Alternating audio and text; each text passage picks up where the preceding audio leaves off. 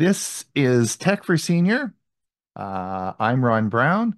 It is January the 8th, 2004, and we sometimes mouse around a bit. So thought everybody you're probably wondering what happened, but of course this January the 1st was not only New Year's, but it was also the year in which I think Steamboat Willie is becoming public domain now. So no, we're not changing the logo. We're just mousing around having a little fun, right, Huey? Yep. Yeah, at least it's better than catting around. Yeah, right. So we're here today and we're going to have a great show for you. And we have before I introduce everybody, I just want to remind you that we do have a Thursday show as well.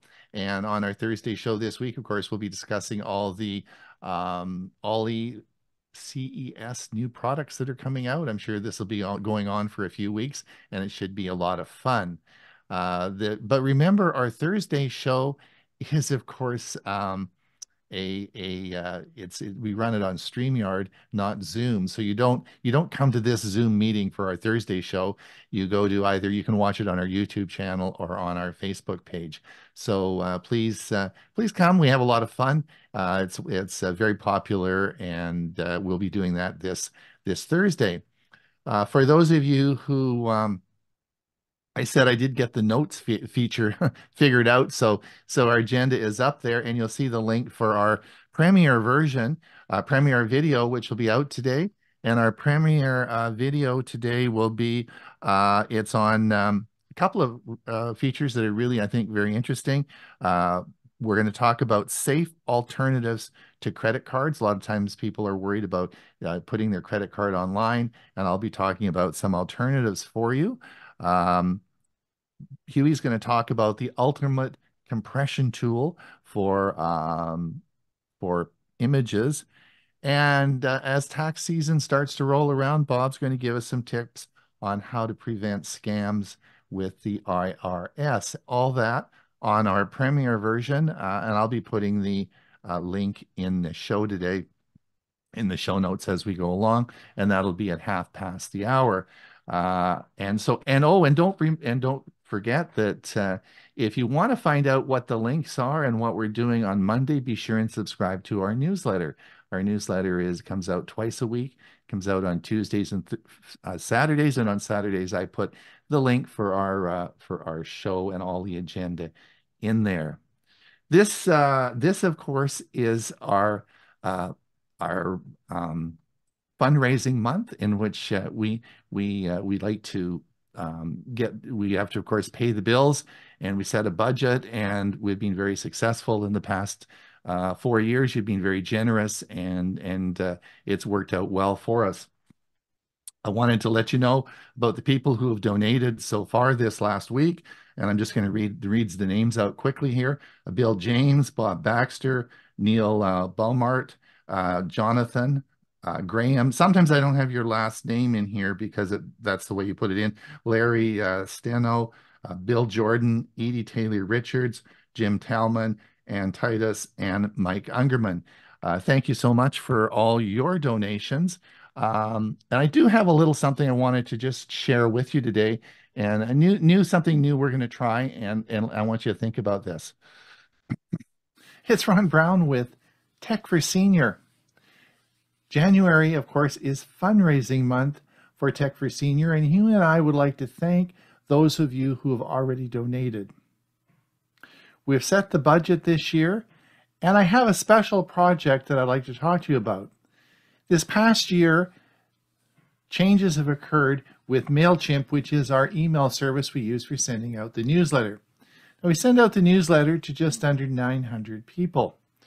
But unfortunately, we have to pay for it now, and that cost is around $300.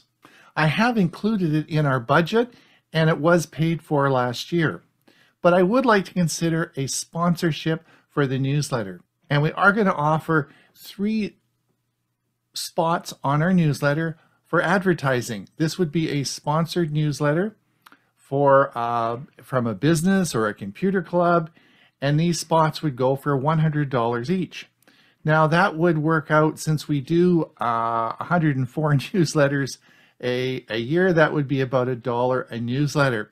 Plus, every time on Tech for Senior I say, and you should subscribe to our newsletter, sponsored by, they're going to get advertising for that. So I think it is a very good deal. If I can just find 3 sponsors, could be a computer club, it could be an organization, it could be a business that want to sponsor the 3 slots on our newsletter, that would make things a lot easier in raising the finances. So anyway, think about it. It's a new thought we had. Hugh and I just wanted to float that by. Again, I appreciate it. Let's get this fundraising done in January, and we don't have to talk about it anymore for the rest of the year. Anyway, back to the show. All right, Huey, how's your week going? So far, so good. It's Monday. Not much of it gone by. Although this Sunday is the Windows SIG, so I'm starting to prepare for it, and I had to make some changes in the website to be able to accommodate the new year and the new month. And so I'm putting together a list of the items we'll cover, and they'll be posted in the next day or so. And then the newsletter will go out. So if you haven't signed up for the newsletter, go to ℏ𝕠𝕠𝕳 and sign up for my Windows SIG newsletter, which is free, and once a month. So it's not, we don't inundate you with a lot of information, but once a month we give you an update on what's going on. So excellent. And other than that, going to be next week's a busy week for me. A lot of things going on, but this week is prepare for next week, I guess. That's always the way it is. Bob, it looks as though you want me to come down and use my snowblower, my new snowblower. Is that how are you managing down there? Well, the snow we had on Thursday in most places has already pretty much disappeared, but we did get bombarded on Thursday more than we normally do. And originally started as rain and then changed over, and boy, did we get hit. But we don't need your snowblower. We might need it, though, coming up in the next week or so. Right. It's still cold over here. All right. And Ray, what's happening in Pine, Arizona? What's going on with you? Well, we did have 6 inches of snow last night. Oh, it made it nice. But the temperature was a little bit of a nip in the air this morning. It was 14 degrees Fahrenheit. So thankfully we got the heaters going and everything, so we're fine. But winter is here officially for us. Officially, eh? Are they skiing up in the mountains, or what's happening with? I haven't checked the Flagstaff ski slope, but I'm sure it is. We get snow. They've gotten snow, only more. Mm-hmm. Bill, what's happening over in your neck of the woods? Well, not much. It's 43 degrees, and it's raining. And I'd like to give a shout out to Dick Vogel, who sent me a nice email the other day about one of my articles. He has a version of that bottle opener that I showcased in the newsletter. So appreciate that. He says he enjoys the gadgets. So yeah. I thank him. Yeah, and I told you I bought one as well, and it arrived last week, and it's great for opening jars. I mean, I don't have to get my wrench out anymore from the toolbox, so anyway, it's worked out well, so thank you, and I do appreciate that. And I also appreciate the popcorn.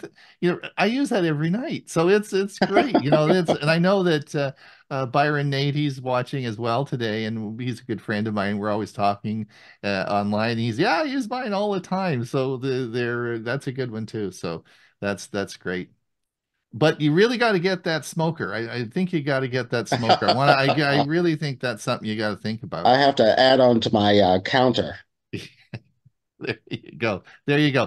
Bob, let's get going with security news.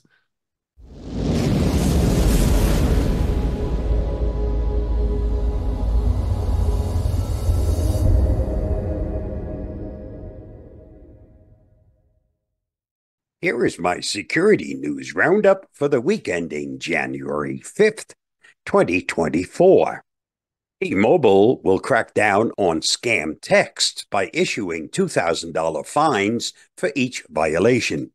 Starting on January 1st, 2024, the Un-carrier will levy fines against third-party organizations that use the T-Mobile network to send scam, spam, and illegal texts, as announced by Vonage, a marketing company that offers brands a way to communicate with potential customers using text messages, and first spotted by Cord Cutters News.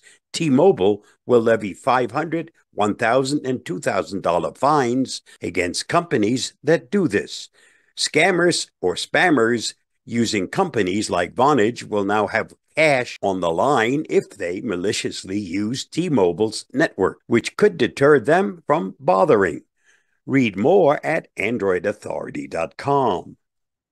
Google settles $5 billion privacy lawsuit over tracking users in incognito mode. Google has agreed to settle a lawsuit filed in June of 2020 that alleged that the company misled users by tracking their surfing activity who thought that their internet use remained private when using the incognito or private mode on web browsers. The class action lawsuit sought at least $5 billion in damages. The settlement terms were not disclosed. The plaintiffs had alleged that Google violated federal wiretap laws and tracked users' activity using Google Analytics to collect information when in private mode. They said this allowed the company to collect an unaccountable trove of information about users who assumed they had taken adequate steps to promote their privacy online. Please never assume. To do so makes a you-know-what out of you and me. Read more at thehackernews.com. Vizio agrees to pay out $3 million in stop advertising bogus effective frame rates. TV maker Vizio is being taken to task for making big claims in excessive refresh rates on its TVs, when in reality, an effective frame rate is based on software meant to give the impression of smoother viewing.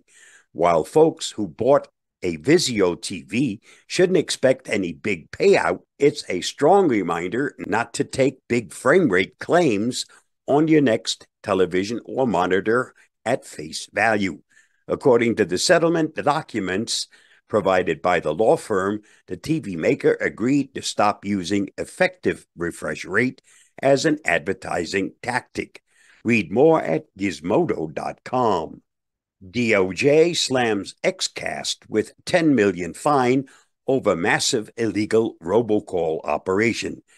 The U.S. Department of Justice on Tuesday said it reached a settlement with VoIP service provider XCast over allegations that it facilitated illegal telemarketing campaigns since at least January 2018, in contravention of the telemarketing sales rule, in addition to prohibiting the company from violating the law.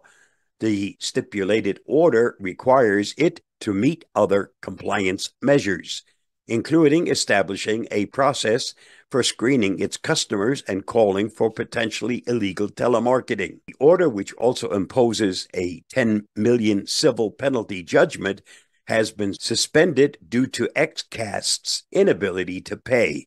XCast provided VoIP services that transmitted billions of illegal robocalls to American consumers, including scam calls fraudulently claiming to be from government agencies, the DOJ said in a press release. Read more at thehackernews.com. Apple faces tough challenges against antitrust regulators in the U.S. and EU. U.S. antitrust trial against Google could impact Apple. A report by the Financial Times paywalled article outlines the legal troubles that Apple will face this year. One key factor is how the U.S. Department of Justice's antitrust trial against Google turns out. You may recall that Apple has defended the search giant a few times last year, calling it the best option available for users. We learned other interesting information as the case proceeded, including details about how Microsoft tried to sell Bing to Apple and why the latter passed on the offer. The highlight of the case is the partnership between Google and Apple. Google pays Apple a hefty sum of $26 billion per year in order to keep its search engine as the default on the latter's devices and browsers, i.e. iOS, macOS, iPadOS, Safari, and Siri. Read more at ghacks.net. Chinese teenager found alive in Utah woods after cyber kidnapping scam. A Chinese exchange student who fell victim to a cyber kidnapping scam in which his parents were extorted for $80,000 was found alive but cold and scared in a tent in the Utah wilderness, police said. The case followed a typical pattern for cyber kidnapping, in which kidnappers tell a victim to isolate and provide pictures as if being held captive. Photos that are then sent to their victim's family to extort a payment. The victims comply under the belief their family will otherwise be harmed. Local police worked with the FBI, the U.S. Embassy in China, and Chinese officials to find the missing teenager. Read more at theguardian.com. Don't trust links with known domains.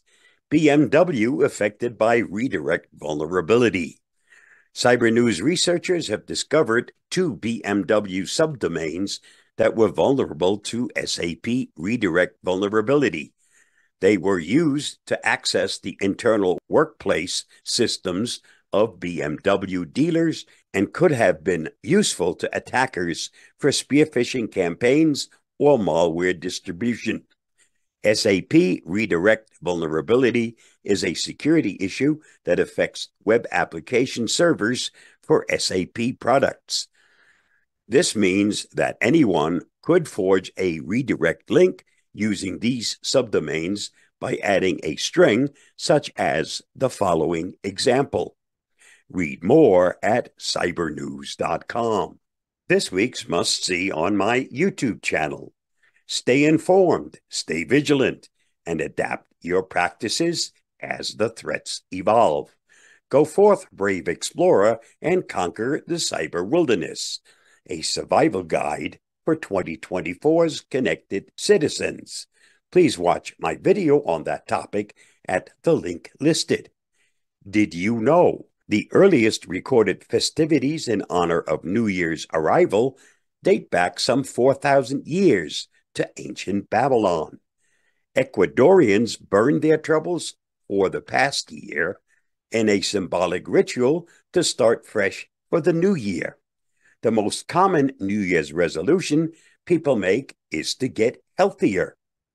Just thought you might want to know. Only those who risk going too far can possibly find out how far one can go, thanks to T.S. Eliot. And that's a wrap for the first of many 2024 Security News Roundups. Stay safe, stay secure, and I'll see you again next week. Bye-bye, and thanks for watching and listening.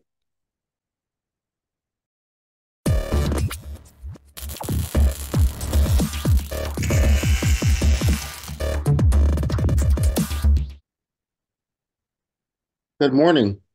I'd like to share 8 tips for Windows 11. And if you are fortunate to get a new computer for Christmas, hopefully these tips will help. The first thing that will jump out at you is the placement of the Start button. Long located at the lower left corner of the screen, it's now centered with the rest of the icons on the taskbar. But don't worry, you can change it back. So what you do is you right-click on an empty space on the taskbar, and you'll see something that says Taskbar Settings. Click on that, and then where it says Taskbar Behaviors, click on that, and you'll see Taskbar Alignment. Change it from center to left. And then your taskbar will now be to the left of your screen. And of course, to change it back, you just right-click again,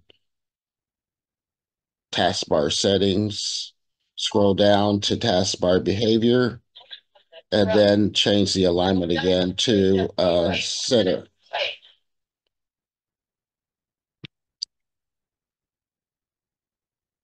Tip number 2 is if you want to add more options to your right-click menu. The right-click menu now focuses only on the most important settings. Should you need more settings, such as print, set a new background, a view, the full file location, for instance, select Show More Options to open a spillover menu. So if I right-click on a blank space, I'll get a menu, and at the bottom it will say Show More Options. As you can see, it's very minimalistic now. But here, when you click on Show More Options, you should get some additional options to use. And these can be context menus. So you may not see, for instance, you don't see the print one here, but in some instances you will. But if you don't see what you are looking for when you normally do a right click, then click on Show More Options.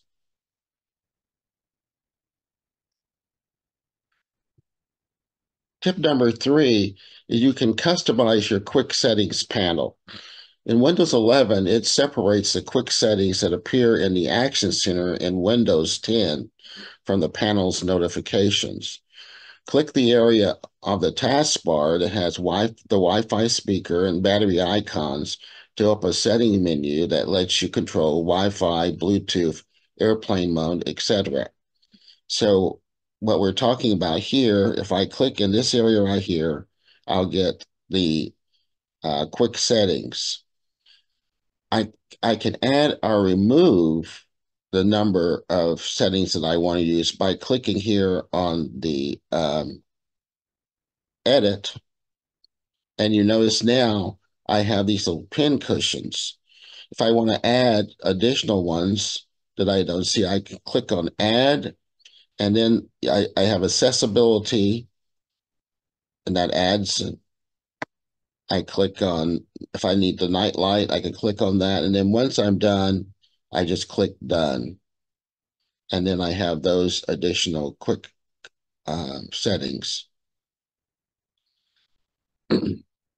For our tip number 4, new ways to snap your Windows layout. In the past, we've had to move screens to the left or right, but now in Windows 11, if you go to the Maximize, you'll see that you now have this little grid, and you can then select one to move your windows left to right. You also can size them differently as well just by clicking on whichever area you want that particular window that's open to be at. So you can click your select preferred formation and then move your apps into place. And you can turn this behavior off and on in settings if you prefer. And some keyboard shortcuts let you quickly snap windows. For example, the Windows key left arrow snaps the windows to the left half of the screen. Also, if you move a window up to the top of the screen, you notice that you also have some options where you can as well select which side or how you want the layouts to be on your screen. Tip number 5 is add tabs to File Explorer. With the Windows 11 22H2 update, it changed what had already started for the File Explorer. It gave it a new appearance. So like some other operating systems now, you can now have tabs in your File Explorer.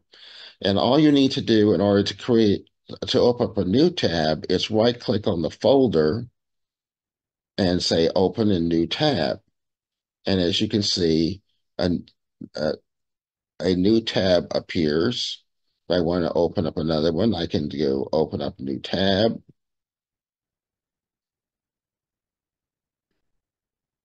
Open up new tab. So as you see here, I have 3 tabs open, and I can toggle between those just by clicking on them. And I can also move things between. Say, for instance, if I want to move this file to my test tab number 3, I can just move it by going up to the area, and then I'm now in tab number 3, and I can just drop it here. And so now I've added my file to tab number 3. So it takes a little practice to get used to it. As you notice, the layout is quite a bit different. And that brings us to our tip number 6, and is how the File Explorer has Microsoft has streamlined the ribbon. So if you go back to your file, you'll notice that rather than having the ribbon bar that was segmented, it now has these icons that now takes the place of the old ribbon bar. And this is context specific. So say, for instance, if I want to do a search, you'll notice that it changes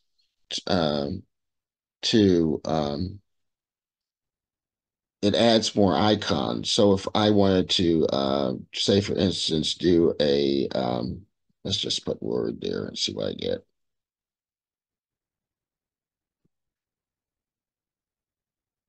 You notice here now it's added search options, and it's also added an area where I can also close the search.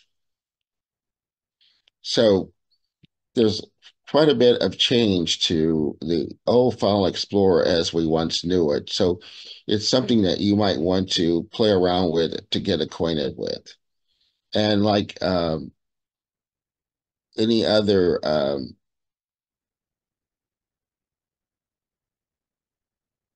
also, you notice that Home is here, which gives you a different view.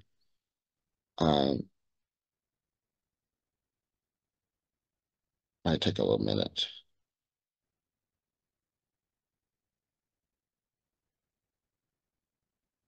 This is normally where your quick access ones would appear.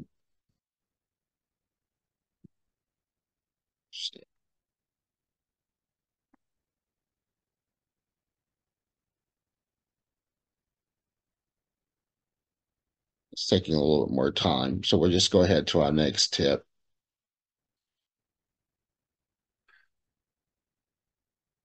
Our tip number 7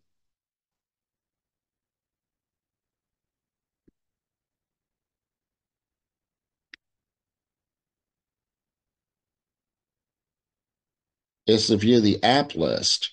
Now, in Windows 11, when you click on the Start menu, you get a new menu, and it shows your pin and your recommended. But to get to all apps, you'll want to click here, and then it shows you all the apps that are installed on your computer.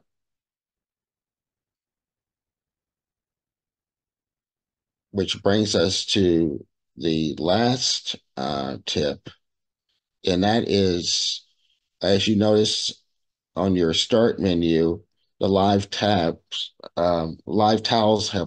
has been replaced by these icons. And these are the ones that I have pinned. And in order to pin these to my start menu, I go to all apps, and then I can right click, and I have pin to start. Also under more, I can pin to taskbar. With the pin to start, I just click here, and then I can click the back button. And now, as in before, the new pinned app is at the end of the list. As you see here, I pinned the access. And to unpin, you can do the same thing by right-clicking on that particular icon and click on Unpin from Start. You also can add or create folders, such as I did for my Microsoft Office here. All I did was go to All Apps, and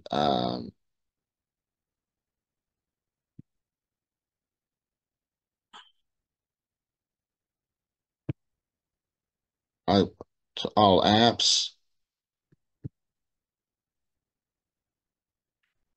I clicked on All Apps, and I'm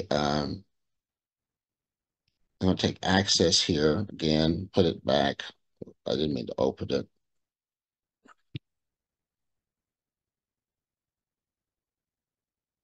All Apps. I got to right click, pin to start. And now I can take my Access, and I can move it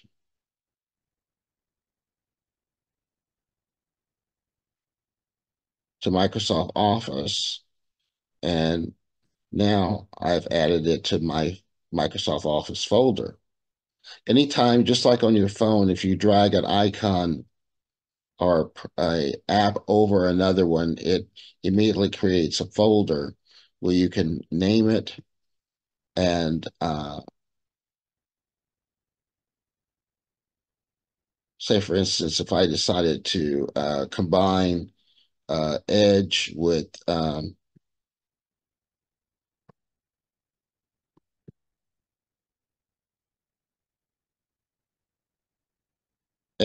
my, oops, gosh.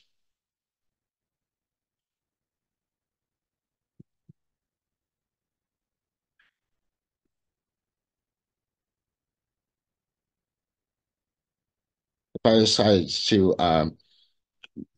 I can just drag that over here and drop it.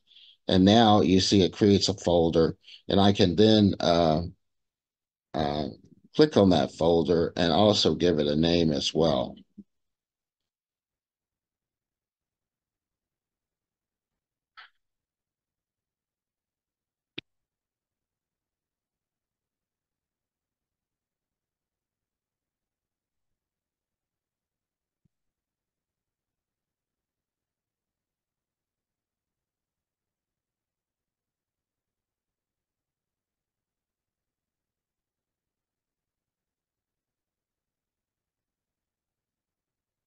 So that is some of the tips that we have created in Windows 11. And my sources was the PC Magazine that was updated February 28th of 2023. And I'm Bill James, and that was Tech for Seniors, 8 Tips for Windows 11. Thanks, Bill. Just stop sharing now. Perfect. Thanks. All right. I'm sure there'll be lots of questions about that in our Q&A at the end. So we want to move on. For those of you, unfortunately, Mike Ungerman couldn't be here today. As you know, he did a series on EV cars. APCUG this Wednesday, he'll be doing a session on EV cars. And today I'm going to talk a little bit about the difference between a plug-in and gas hybrid. So I wanted to start that today. Let's just, let me share my screen.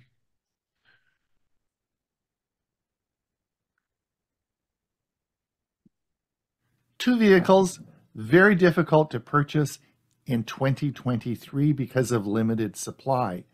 The Toyota RAV4 gas hybrid and the Toyota RAV4 plug-in hybrid. I couldn't decide on which one, so I bought two of them. So I'm going to tell you which one in 2024 do I recommend that you purchase. You may be surprised at my answer. It's Ron Brown with Tech for Senior, where we make videos to help seniors understand technology and to help them purchase new vehicles. Today I'm going to look at two very difficult cars to purchase, and that is the RAV4 plug-in hybrid and the RAV4 gas hybrid. Before we get started with the video, I'd sure appreciate that like and subscribe. Everyone at Tech for Senior is a volunteer, and we work hard producing these videos. And in this video, I had to go out and buy two vehicles. So let's get on with the video. So you should watch this video if you are considering purchasing either of these two vehicles, because they are quite different, but somewhat similar. You should watch this video if you're interested in electrification, you're thinking about buying an electric car of some sort. This talks about hybrid technology, which I think you'll find very interesting. Now, I want to put it all in perspective. I live on the west coast of Canada. I appreciate that this video will be shown internationally in various countries around the world. So I just wanted to give you a rough idea of where I am, where I live, and the attitude of electrification in Canada. So in 2035, the Canadian government has decided that there will be no more gas engines sold in Canada.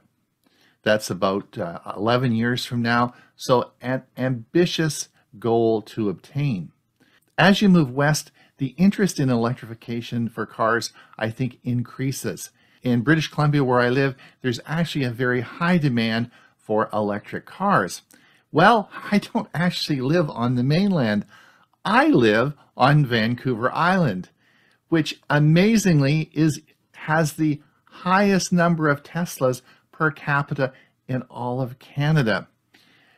We are very green orientated, and on the street I live in Comox, British Columbia, there are only two gas engines left from people. We have most of them are Teslas or hybrids now. So I'm in an environment where it is pretty normal to use an electric car. So let me give you some personal background on how this all happened. I want you to remember a specific date, and that would be June of 2023. The reason that's important is because that was a big family event for me, and we had decided that we wanted a new vehicle for that event. Now, up until about 4 years ago, we owned a home in Arizona, and we traveled back and forth. I had an old beater here in Comox we used for popping around doing grocery shopping, which wasn't that reliable, and it was getting even more unreliable as we moved along. So we decided that probably in 2021 that we were going to replace that vehicle, and started looking in early 2022. Now, in early 2022, we were still in the resolving pandemic. In fact, the car lots looked a lot different than they do now. They had no cars, none. So in 2022, the car lots looked very different than they do now. So my wife and I started looking, usually on Fridays, we'd go for lunch and spend the afternoon looking at each dealer, looking at the cars, trying to make a decision. And we had a very difficult time because there were no cars. It was a very bizarre situation. And any used cars that were around, they were certainly more money than the new cars. It was a confusing time and very difficult to try and purchase a new car. So we had a challenge there. Also, we thought it would be a good idea to, because of the climate we live in, it would be a very good idea if we looked at possibly a hybrid or some sort of electric car. Now, it was a stroke of luck that my partner in Tech for Senior, Huey Popluck, introduced me to a man by the name of Mike Ungerman. I got to know Mike, and he had a plug-in hybrid car and was very much into electric vehicles. We arranged to produce a series on Tech for Senior about electric cars and how they work. We did this in the later 2022, and we produced the series for the 2022 year of Tech for Senior. This was very helpful in my wife and I deciding our final purchase consideration. So we decided to purchase a RAV4 because of the popularity. Also, the RAV4 hybrid system was the same that they used on the Prius, and they had been around for 20 years. Most of the taxi cab fleets around the world use Priuses. It's rock-solid technology with wide appeal. So we thought we couldn't go wrong in buying a RAV4 hybrid. And we thought it was probably a good idea to buy a plug-in one so we wouldn't use gas. So with our decision made, we headed off to the Toyota dealership. Now, I did have an in at this particular dealership because I knew the sales manager. His name was Dennis. Dennis introduced himself, and then we teed up with a salesman. I sat down and said, "You don't need to discuss this. I've made up my mind. I want a Toyota RAV4 plug-in hybrid." I had my checkbook there, and I said, "I'll take one and I'll write you a check." And he sort of smiled and said, "Well," he said, "there right now is a 3-year waiting list for them. They're made only in Japan." He said that we could certainly put your name on a list, but I won't be getting the car for 3 years. Well, that's not going to help me because I needed it for, remember, the June of 2023. So we discussed the options. He said, "What about a gas hybrid?" And I said, "Well, that's okay." And we looked at that, and he said, "We probably are looking about a year to a year and a half, but as the pandemic finishes and supplies are going to increase," he said, "I think things are going to change."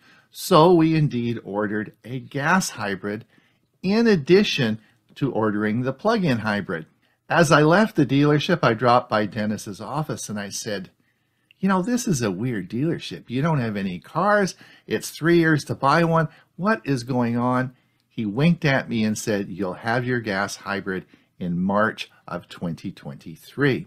So to their credit, in March of 2023, our gas hybrid arrived at the dealership, and you'll be able to see that in the picture behind me. Now, for those of you who are wondering, do we plug it in? How does this run? What do we do with this vehicle? What's different about it? Well, if I gave any one of you that vehicle to drive, you would not notice anything about being a hybrid. You can't tell when the engine starts versus electricity. The only thing that you would notice that would be different is instead of filling it up with gas every 10 days, you would fill it up with gas maybe every 2 months. There's also a screen in the infotainment center which has a flowing diagram that shows you when you're driving where the electrification and charging of the internal battery comes from. This is very interesting for newbies. We call it a newbie screen in the electric car stuff. So we call it a newbie screen. After about 3 months, I settled into Willie Nelson and Google Maps, and I haven't looked at it since. But it is interesting initially when you get it. That's all it is. It's a hybrid car that has an electric motor and a gas engine along with a fuel tank. You can't tell when it switches from gas to electric. You'll drive it, it'll be just fine. The only thing, and you still put gas in it, there's nothing different. So one of the key purchase decisions you're going to have to make is the cost of these vehicles. Now, I am in Canada. These are out the door prices in Canadian dollars in 2023 in Comox, British Columbia. These are going to vary widely depending on what part of the world you're working in. So let's look at the prices. So the RAV4 gas engine is about $35,000 out the door. If you look at the RAV4 gas hybrid engine, it's $3,000 more, which works out to about $38,000. Now, The RAV4 plug-in hybrid, which has a much bigger battery where you don't necessarily have to use gas, we'll discuss that in a minute, is $15,000 more than the basic gas engine, putting it at about $50,000. So you have your base model at 35, your gas hybrid at 38, and your plug-in hybrid at 50. Now, for those of you who are thinking about buying a RAV4, the thing that you need to know, they announced last month that in 2025, the gas-only engine will not be sold in North America, maybe worldwide, I'm not sure, but it will not be sold in North America. So your entry level into the RAV4 will be the gas hybrid. So I had the enjoyment of using our vehicle for about 8 months. We fell in love with the car, and in the back of my mind, I always worried about the day when that second car would arrive, and that would be the plug-in hybrid. Well, after 8 months of driving this and thinking this was the absolute best vehicle, I got the dreaded call from Toyota. Yes, the new plug-in hybrid had arrived. What was I going to do? And I sort of dragged my feet going down to the dealership, knowing that I didn't want to pay another $12,000 more than I'd paid for my vehicle, which I love now. But anyway, I went down to the dealership and they started working on the financing, and I did a test drive with the salesman.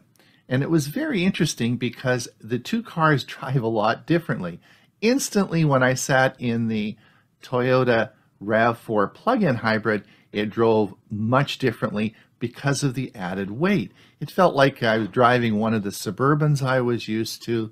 It was a very nice feeling car. So this car was a 2024 plug-in RAV4 hybrid. So after sitting with the salesman for about 3/4 of an hour and really salivating over this new car, I was going to hold my demands because I did not want really pay a lot more money because I love that gas hybrid Toyota. Well, when they presented me with the offer that it was only $10 more a month to get the plug-in hybrid, guess what happened? I drove the new car home. I now have a RAV4 2024 plug-in hybrid that didn't cost me any more money. Now, how did that all work out? Well, the first thing is that in Canada, there was a subsidy on the plug-in hybrid.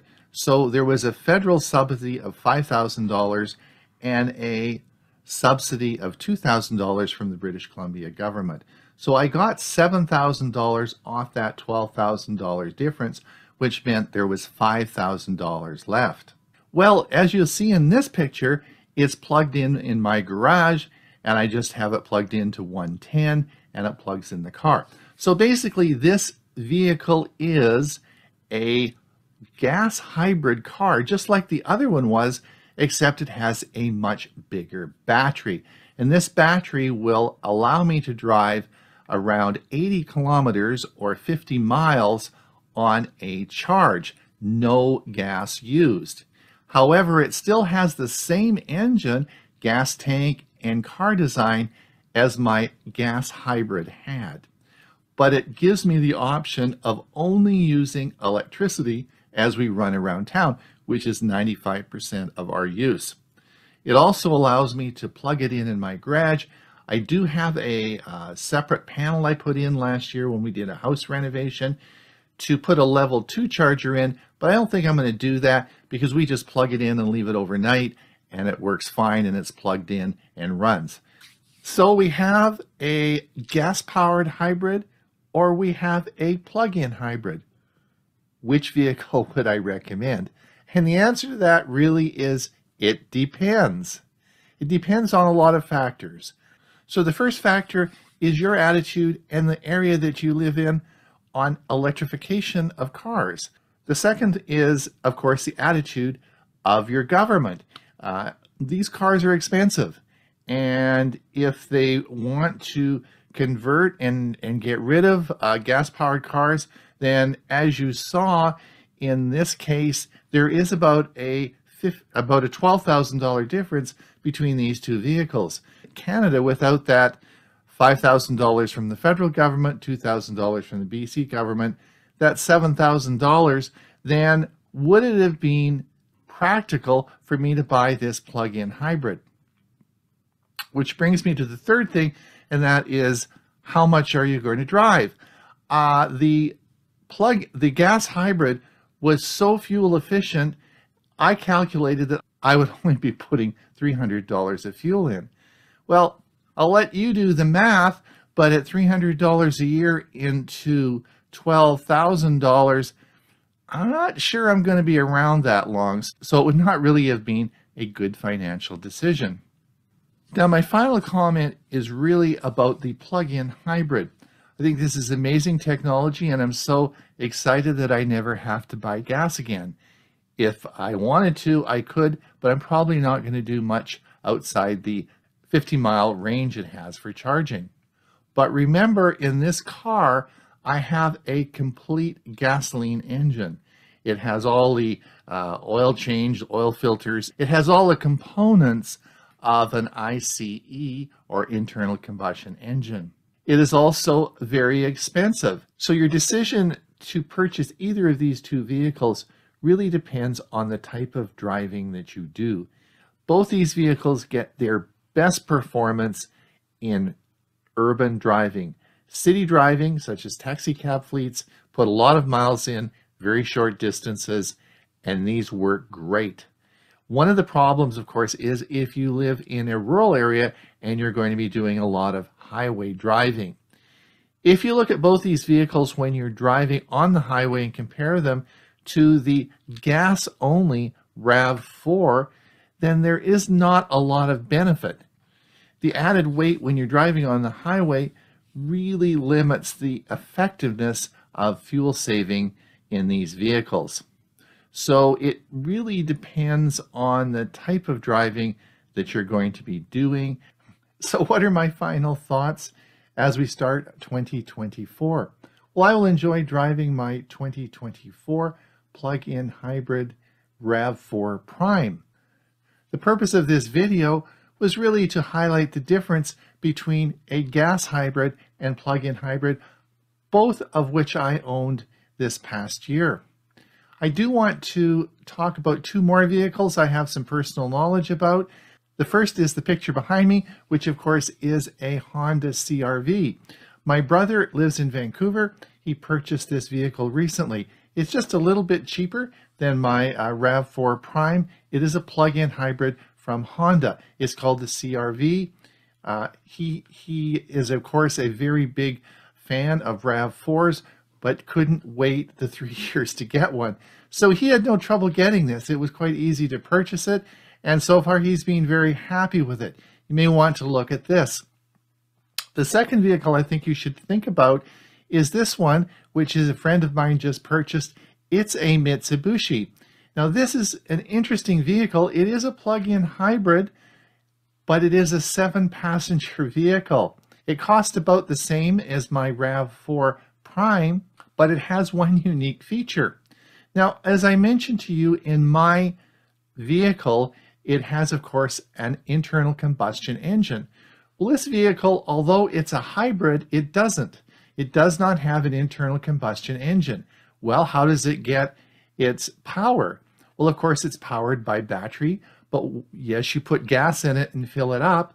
But what happens is that the engine in it is actually a generator. It generates electricity that powers the electrical wheels. So as you're driving along, you don't know what's switching from back and forth, but if you do run out of electricity in your hybrid, then of course it switches to gas, but that is not an internal combustion engine.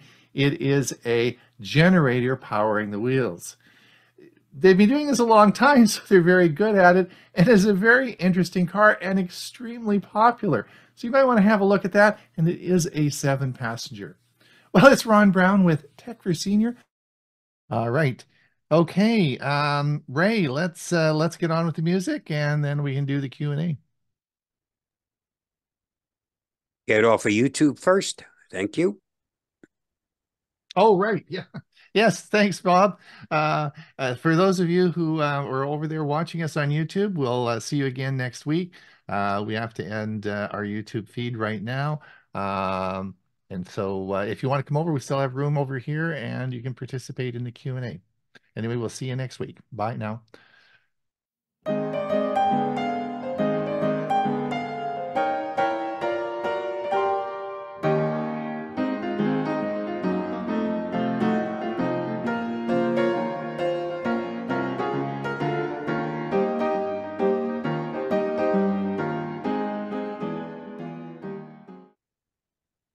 Johnny Mathis, the legend lives on. So thanks to ChatGPT for the following 3 paragraphs.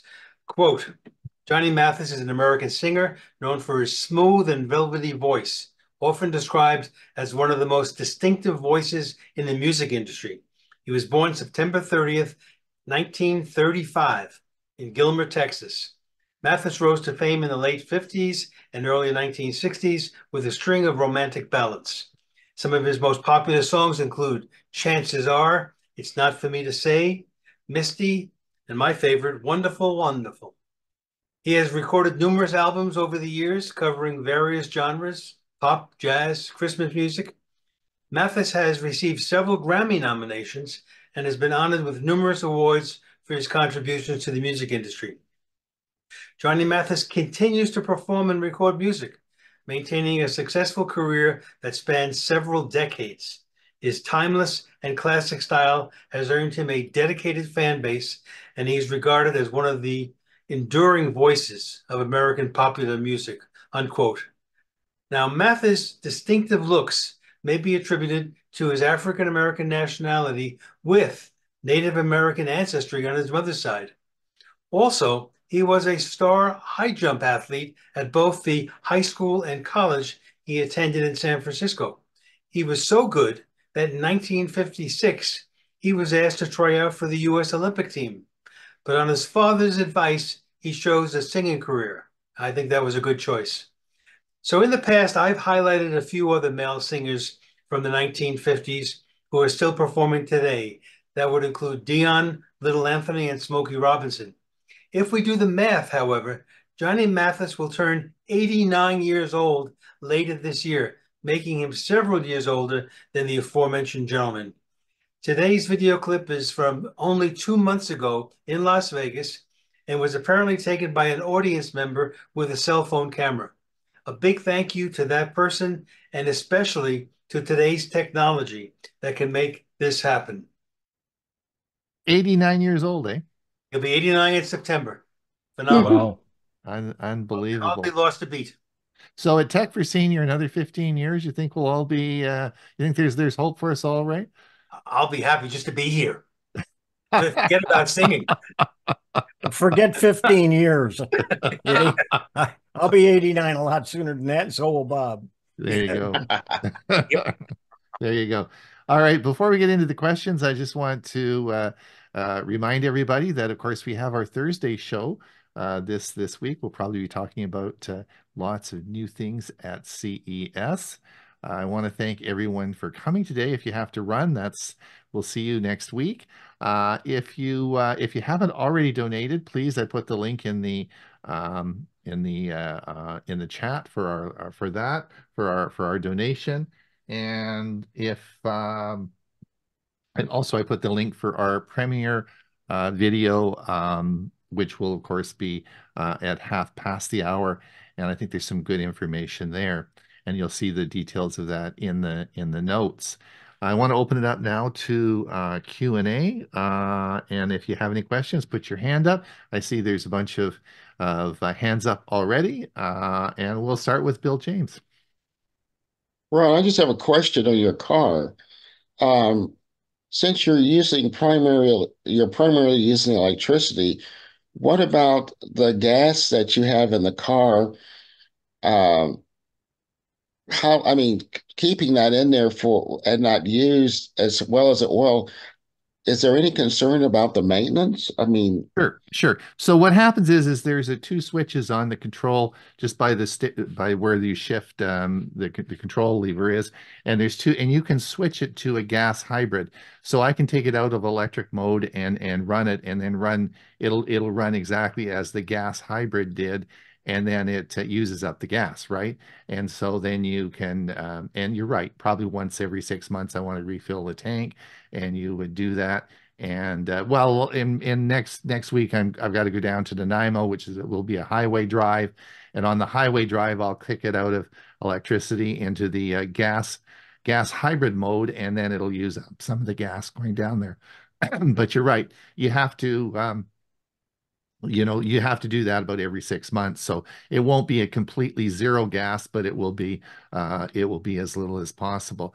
Now, the interesting thing is, I guess the question really is after, let's say you kept the car for 10 years, and let's say you drove 200,000 miles on it and you only ever used electricity, you'd have an engine in a car that had no miles on it, right? So that really becomes an issue of why put the engine in the car. Now, I like the Mitsubishi idea is there is no internal combustion engine in that vehicle. In fact, what happens there is the gas powers a generator that provides the electricity. And I think that's a very interesting idea. thank you. I was concerned about because gasoline accumulates water after it sets for a while. That's Right. one of the issues. Right. That's And part of the you'll end up maintenance. busting That's out part the of the tank. maintenance. Yeah, that's Yeah, part of the also maintenance they talk to you it about also when you breaks get down. it. Yeah. All right. Oh, Bill, just a question I have while you're here. That was great. So I thought copying it to the tabs was a great idea. That is so cool, where you can just have the multiple tabs on top and just copy them into those tabs. It's going to save me a bundle of time. Now, let me just confirm that is only available on Windows 11. That is correct. That's correct. That Okay. was a change with the 22H2 that brought the tabs. If you haven't upgraded to 22H2, then you still have you don't have the ribbon bar, but you don't have the tabs either. Right. Cool. Well, that may just be the final nail in the coffin for me to switch, eh? Oh, there's a lot of other really neat things with Windows 11 that's coming down the pike. So, And we'll be getting you to, of course, to do regular updates for us as well. Thank you so okay, much for doing be that. glad to. I can give you a link to a nice file manager that's on open source that you can have tabs on Windows 10 for a little while. Okay, thanks.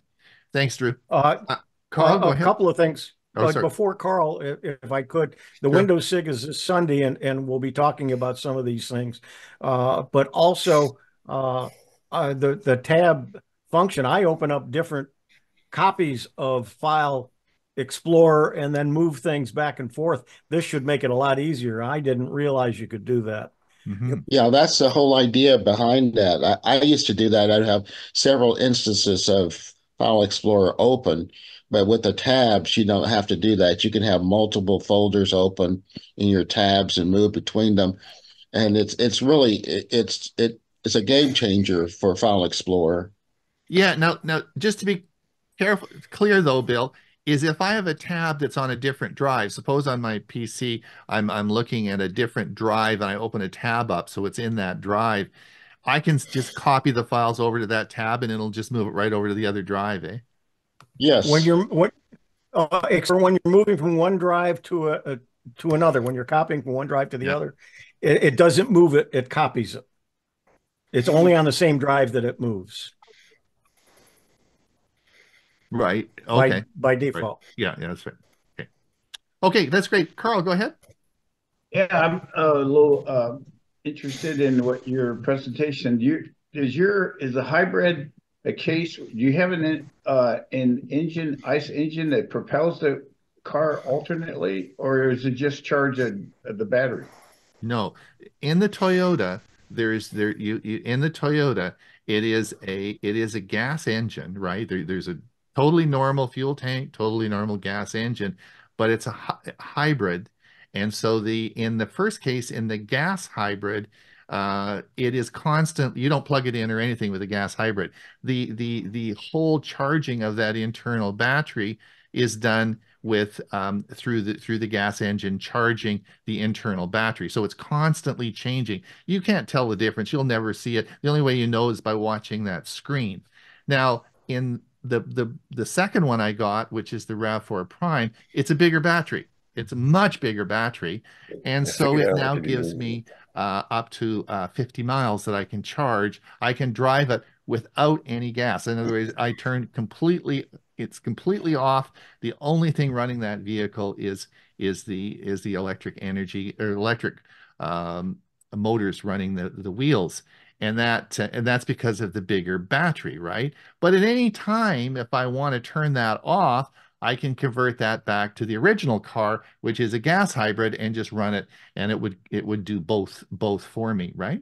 So the advantage, of course, is that as long as you're under that 50 miles, I will never buy gas again. And it's sort of fun. I mean, I'm becoming sort of a gas snob. You drive by and you say, Gail said the other day, oh, what's the price of gas? I said, who cares, right? Like it's sort of a nice thing.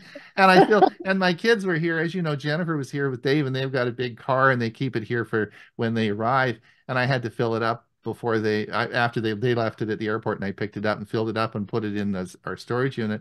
And it cost me $90 to fill the darn thing up. And I thought, oh my gosh, I just don't want to do that anymore. So, but again, you have to be very careful because, as I pointed out, these vehicles are very fuel efficient. And really, before you run out and buy a plug-in hybrid, remember there's a big difference in price between a plug-in hybrid and a gas hybrid because you're paying for that extra battery. And if you're not driving that much, it's not worth it. It's not going to give you it.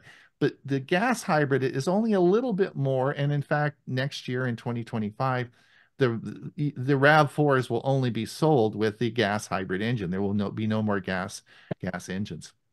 Well, I like the idea that you don't have anxiety if your battery goes down and the charging station is out of service, or there's a long line. You can go on gasoline, and if it's through a major storm, which is always possible, you have no electricity, you can still go somewhere. Absolutely. And not have that anxiety. That's the second question I had was for Ray.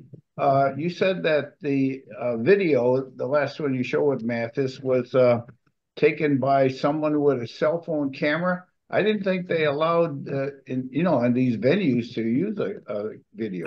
How do you think they could possibly stop it, Carl, when everybody entering has a cell phone? They've stopped that. Yes, 10 years ago, they would stop you if you were bringing in a separate camera, and you were going to, but now with everybody having a cell phone, most of the venues have given up. There was a Bob Dylan concert last year where he actually insisted that, and they had to go out and buy special equipment and put everybody's phone in a separate container with their name on it and whatnot. It's just too much for the venues. So today, if you bring in your cell phone, which has video capabilities, you can do that, and they probably won't stop you. Yeah, I knew one of the techniques is they had detectors up on the screen where they could determine who had cameras, even if they were semi-hidden. But I guess they don't bother with that. Like you said, it's just too much. It can be too much today. In fact, my daughter is in Las Vegas, and she visited that Sphere. And I was surprised that people were able to use their video to take video of the performance, which was not particularly, it was just a movie, but I was surprised that nobody stopped them. Yeah, it's gotten to, it's an almost impossible task. Huey, go ahead. Thank you.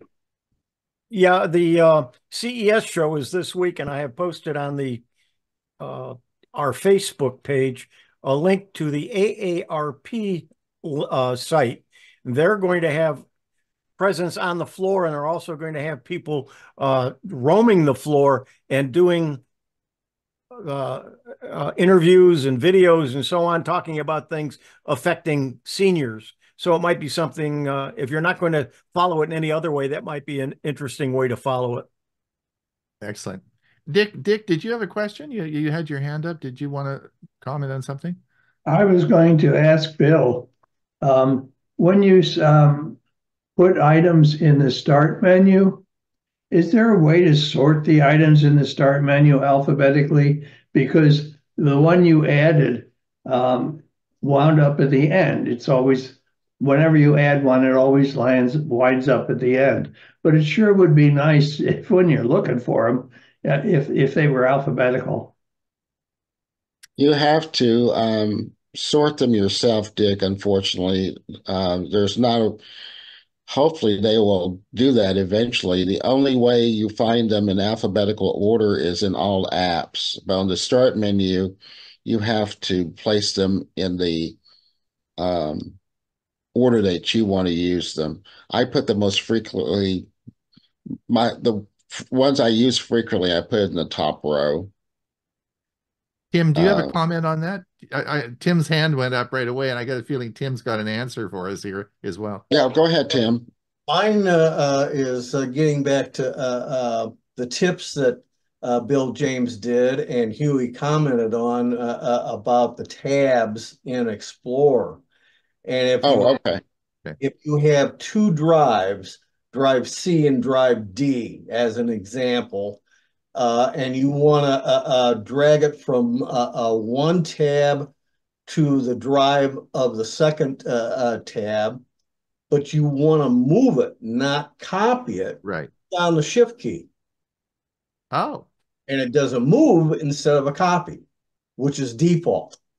Oh. You can also right-click on it, drag it, and then select either copy or move. Yes, that's also true. Right. Oh, that's cool. You see, I do that all the time because, of course, doing the shows every week, I get a whole bunch of files on my desktop and I copy them to an external drive and, for backup. And until Huey showed me how to do it, I thought, I don't want to copy these. I want to move them off my machine onto the other, onto the external drive. And Huey showed me how to do it. Because I could never, it just kept moving it and I'd have to delete the other one. Copied it, just copy it over, not move it. And I had to go back and delete the original one. So that was great. So shift, oh, that's cool. Okay.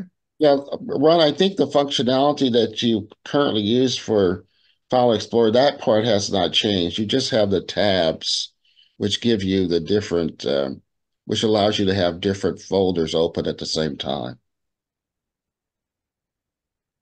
We got a call.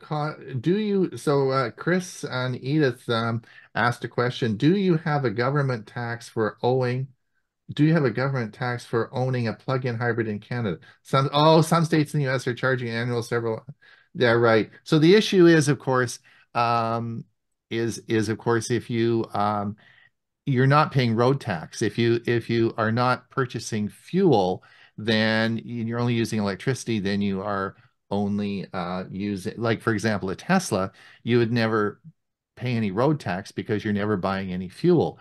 And some states have added a surcharge when you go to get your license renewed each year, then that there is an added amount in there for road tax on an electric vehicle. No, we haven't done that in Canada. That's an interesting concept, and I don't really have an answer for that. I mean, it is true that the roads are all supported by the road tax, which is part of the gasoline tax to subsidize the roads. So where are you going to get that money? And I don't have an easy answer for that. But some of the states are doing that, I know. So the answer in Canada, no, it is not. That has not happened. All right. It's any questions? Anybody? Any final comments or any? Don't forget that this Wednesday, if you are a member of a computer club and a member of APCUG, Mike Ungerman will be talking about EV cars as well, if you're interested. And if you have any questions about this, I'm more than happy to answer them as my journey moves along down this road. Greg, did you have another question? Yeah, I want to talk about, or I want you to talk about, are you comfortable in your cars? You're a large guy, and Gail, are you guys comfortable in that thing?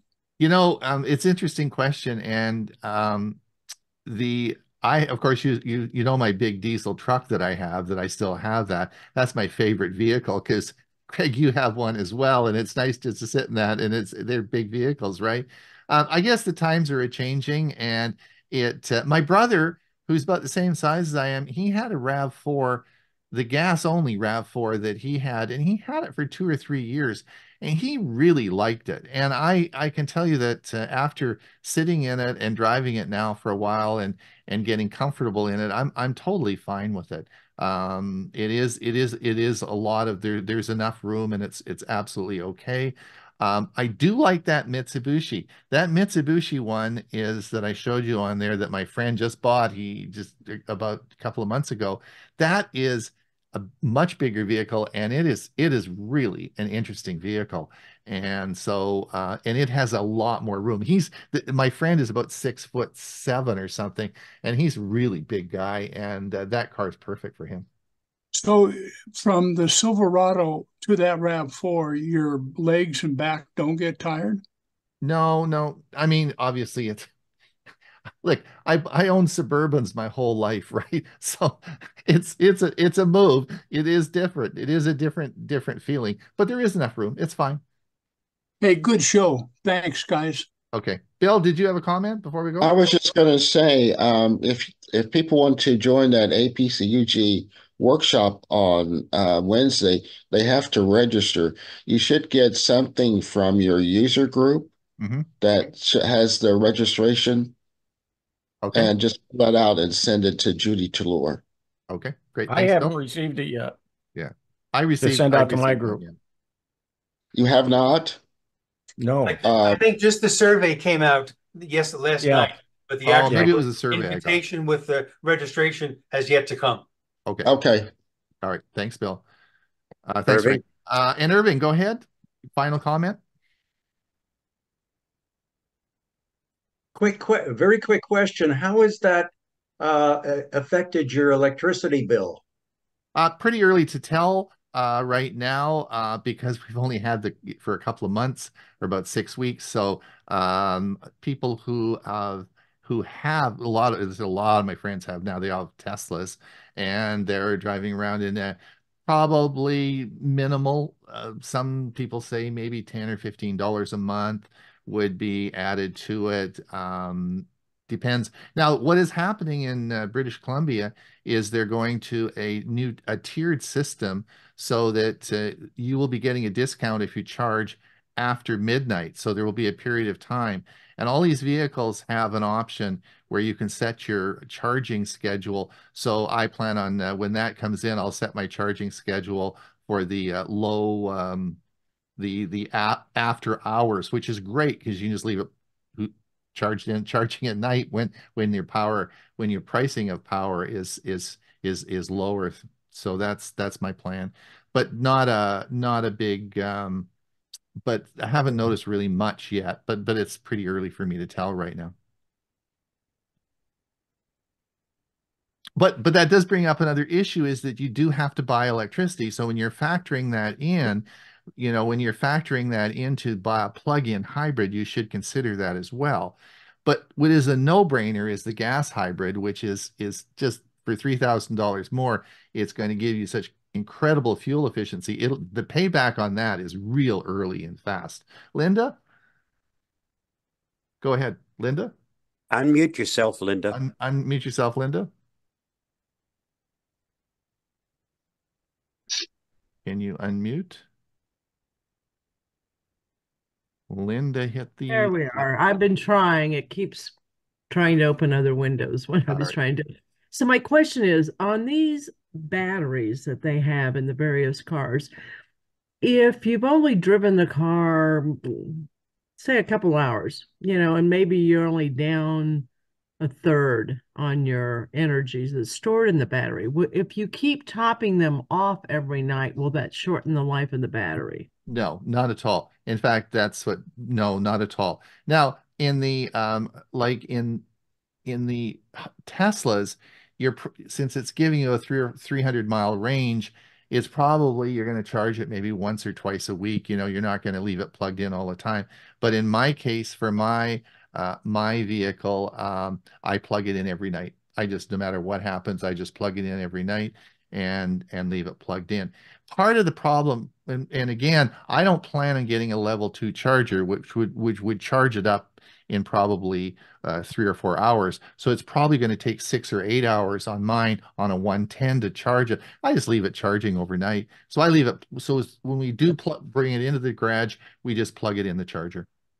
Okay, so you don't worry about the No, they said that does not affect these batteries, and that's clear in the manual and everything like that. There's no problem with that at all. I just leave them plugged in, and because it's only 50 miles that you're getting, and you're going to be in and out of the house maybe, and it's just easier just to leave them plugged in when you're around. Okay, and I'm fairly new to you guys, so can you explain the difference between the link I saw earlier to go sponsor, which apparently is like signing up and joining the group, versus you guys apparently have individual groups? I'm just really confused. So if you can outline that for me briefly. So there is no sponsorship or club or anything like that. You're in a Zoom meeting now, which is the show. And of course we have our Thursday show, which is on Thursday, the link is on our website. So you go to our website, it's all on our website, which is www.techforsenior.com. In the sponsorship, there is no sponsorship for, we do a donation once a year. This is the donation month. And the link that I put in there is if you want to donate any money for the show to help us pay the expenses, since we all do this out of, I had to buy 2 cars to make that darn video, you guys. That's a lot of money to run these shows. So anyway, I thought so we do like a little bit of help with the finances. And so that's what you're seeing there. But other than that, we hope you come back next week and join our Zoom meeting. Just click that button. And the only thing is, make sure in the Zoom when you log in is that you have your name so we know who you are, rather than just anonymous, right? Okay. Linda, I just have a question. Do you belong to a PC users group? No, I do not.